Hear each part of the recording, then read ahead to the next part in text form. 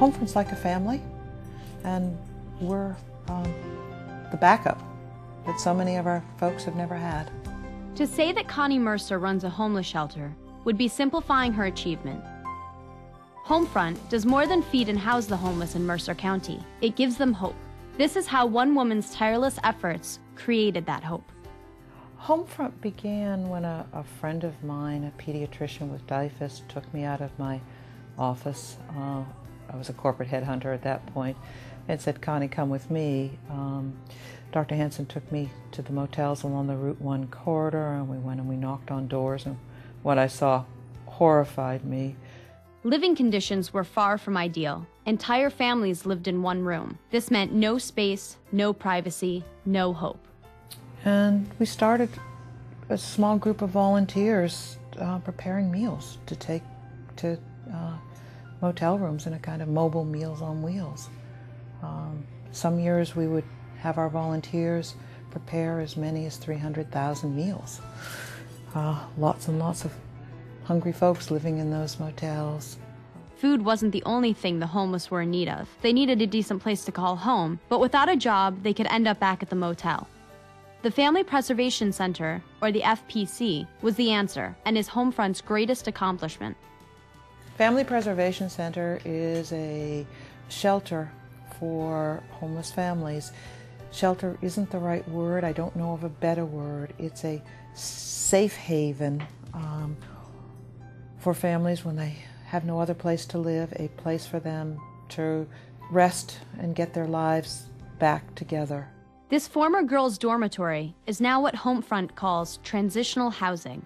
This is the old girls' high school dorm for the Kassenbach School, and it's definitely a dormitory. It does have a hotel feel. We do a lot of hotel functions. You know, we provide meals, we do luggage, we move you into your room, we help you move out of your room.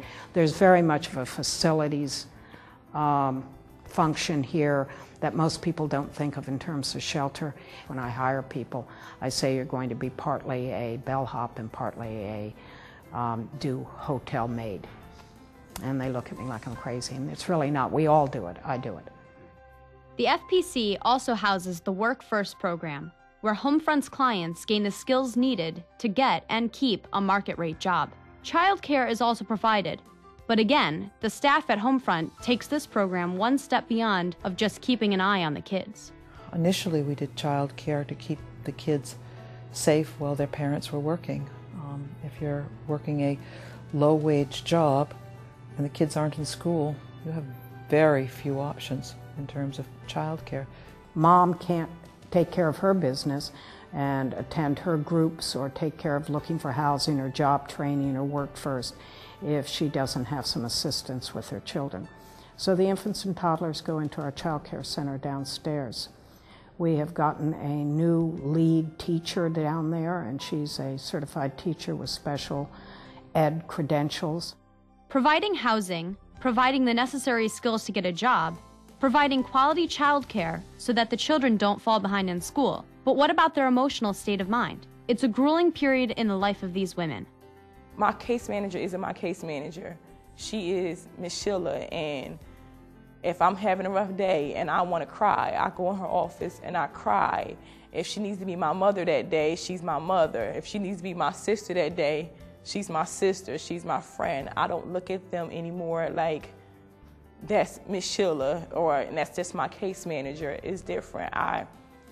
Just to know that somebody was saying, "I'm proud of you, you can do it," it gave me that extra edge to keep getting up at 5 o'clock in the morning and not getting home till 11 and still having to do it every day.